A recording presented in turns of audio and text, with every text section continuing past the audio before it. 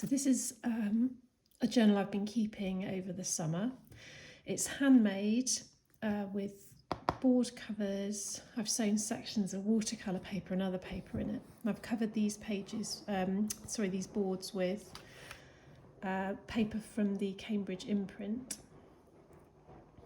So I always write my name and address at the beginning of a sketchbook. And you can see that this is one of the old book pages with an illustration from a workshop that I taught called A Buzz in a Box, a frontispiece. This is just done with pen and ink and watercolour with a pointed nib. I really like sketching things that don't move. I like sketching things that move as well. It's very exciting, but it's really nice to do some slow sketching. So here's some seed packets. This is a lovely spot that I like to sit, which has got really beautiful views and really lovely sunrises in the morning. So I go and sit there and drink my cup of tea. And this is my garden in June when it was at its best. Some flowers from my mum to celebrate our anniversary.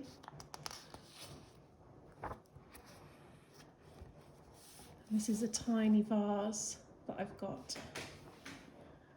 which is made of, it's like a little ceramic hand, so it looks like it's holding the flower that you put in it.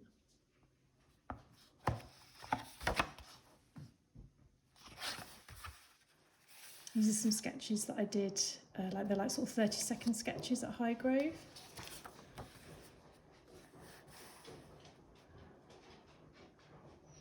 The same with these. It was very frantic, and I had just a handful of pencils, and I would pick out a pencil and just draw really quickly before we moved on. The tour guide was operating quite quickly.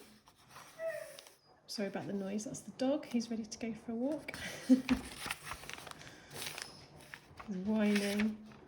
More from Highgrove. So these transparent pages, I always find really interesting putting in the sketchbook. I like to be able to see through them. They really affect the picture underneath, and then when you turn the page, they affect the picture that you've just seen, or the page you've just seen. Again, this is another little demo piece from the Buzz in a Box workshop. Old book page with a combination of collage and watercolour, direct watercolour onto the page. I really do like just painting without drawing and seeing what happens, and sometimes it comes out well and sometimes it doesn't. So this is a map of my garden. This isn't the original, this is a colour copy, and it folds out like this. So there's a film of the full garden map on my Insta that gives you like a little tour as you go along the garden. We've got a very big, very long garden. There's a lot to sketch. It's a museum in the park. This is nearby to me, and they've got a beautiful garden, and they just opened after lockdown. It was such a hot day. This is the borage in my garden, which sort of hums and moves with bees. They've got a great big borage patch, and it's getting bigger every year. This was part of an Instagram live session that I did, which was blind contour and limited looking of flowers in your garden. This is available to watch on my other feed, Wild Ink Art Class, if you look through the IGTV. It's a sketch of my garden, little tiny vignettes. I think I've got a massive garden and I get overwhelmed by it, but there are lots of little pockets of beauty. And so in this sketchbook, I was really looking to draw some of them, just some little vignettes, try and isolate areas. This again was done as part of a demo for a class about making little mini books of seeds.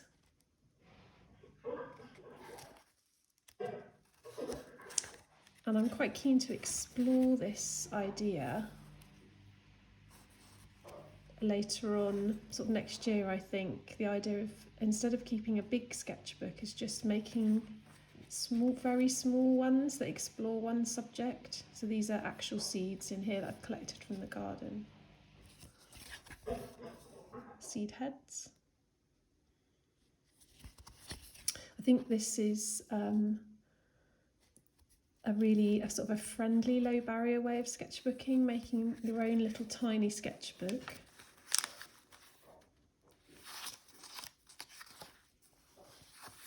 This was part of another class, which was a pop-up garden.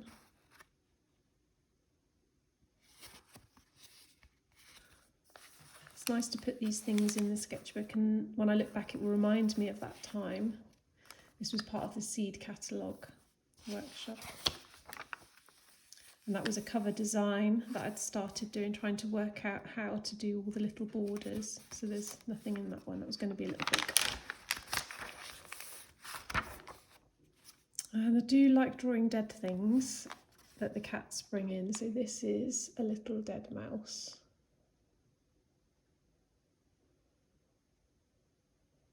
So I did some quick blind contour drawings of it first.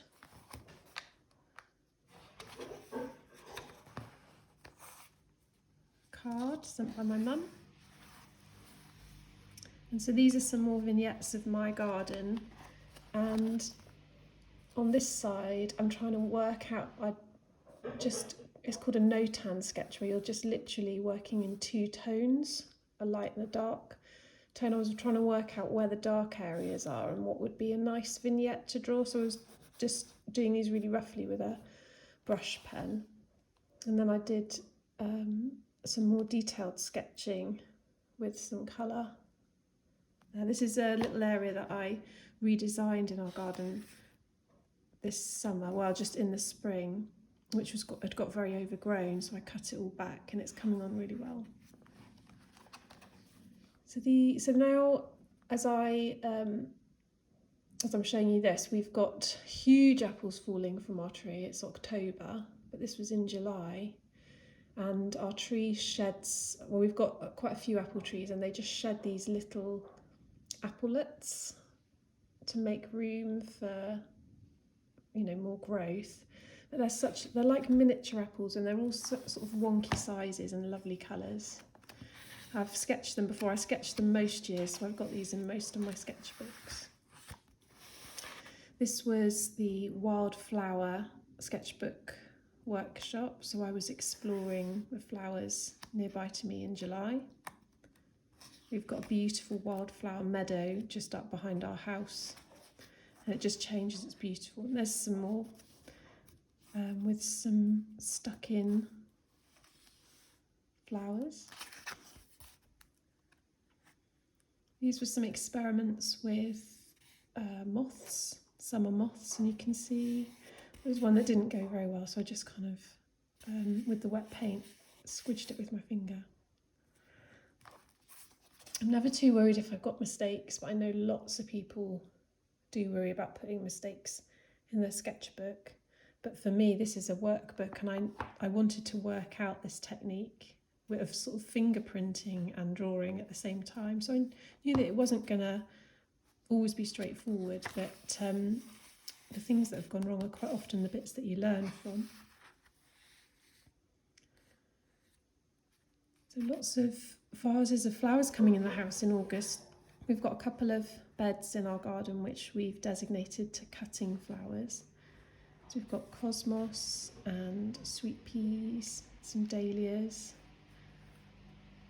butterflies, and this was a lino cut that my daughter did, which was on an envelope, so I cut it out rather than it getting thrown away. And again, these are sort of freehand painted butterfly shapes with wet watercolour, so the paint kind of seeps in together. Chilies, Scotch bonnet chilies. And this is old manuscript paper. It's quite hard to paint on. My sketchbook isn't in chronological order. I tend to just pick the paper that I want to use. So the chilies were done a couple of weeks ago, but this was done, I think, probably in June. So this is the end of our shed, and it links onto this picture, which is looking at the succulents and signage of our shed. We've got loads of old lettering and old signs in our garden because I collect them and I used to make them. So I wanted to document them, which I've got a page in a minute drawing them. So these are little abstract pastel drawings of the view from where I sit and drink my tea, across the fields and through the nettles. And I'm hoping to do some paintings of these, but I wanted to capture the colour.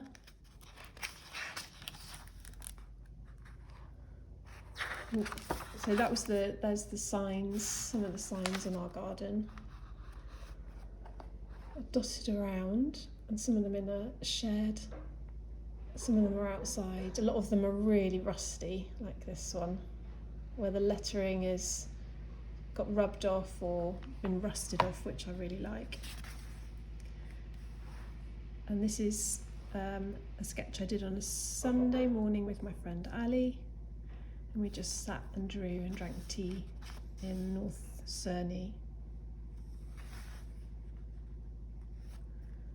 The raspberries in our raspberry patch, and most of these are printed and then painted and drawn on top.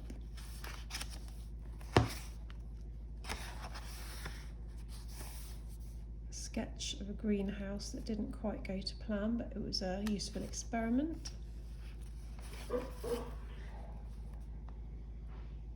Colour planning. So these are 2 different colour palettes, and I was just working out what mixes I would get from the palettes.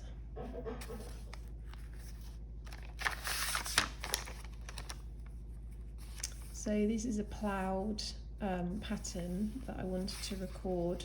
There's so many beautiful lines in the fields by our house, and I'm quite fascinated by them, but I don't really know what to do with them yet. So I did this graffito sketches in acrylic paint and chopped them up just to keep them as a reference, and I'll think about what to do with them later. This is snack sketching. I was trying to grab an opportunity to draw when I normally wouldn't be, so this was drawing whilst walking through the Arboretum at Westonbirt. Lots of tree shapes, but like I said, they were drawn in about 30 seconds.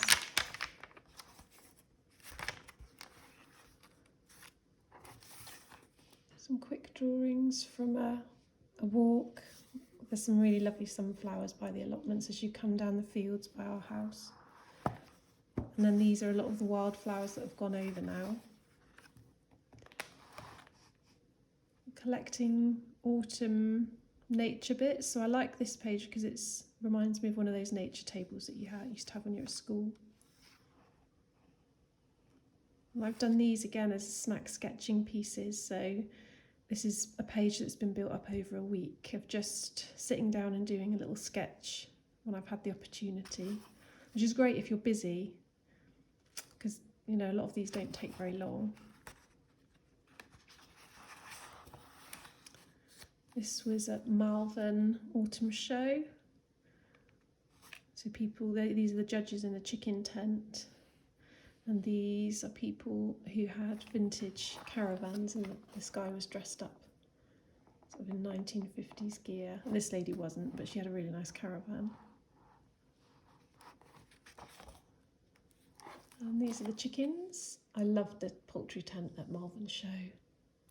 So these are quick sketches done, and then I did a longer sketch. And again, this was a snack sketch where I wanted to have these really small vignettes that I could just potter with. So they've taken a lot longer to do than I normally, longer than I normally spend on sketches, but I've just did them as a relaxation and built up a whole page quite gradually. This is my husband sunbathing naked in the garden. We just had our second COVID jab and it was a lovely hot day. And then this last one is a demo. Oops, oh dear, not a very good demo. This was a demo piece for the pop-up book. So it was just using all of the paint that I had left in my paint palette. I just did lots of flowers and cut it out and stuck it in.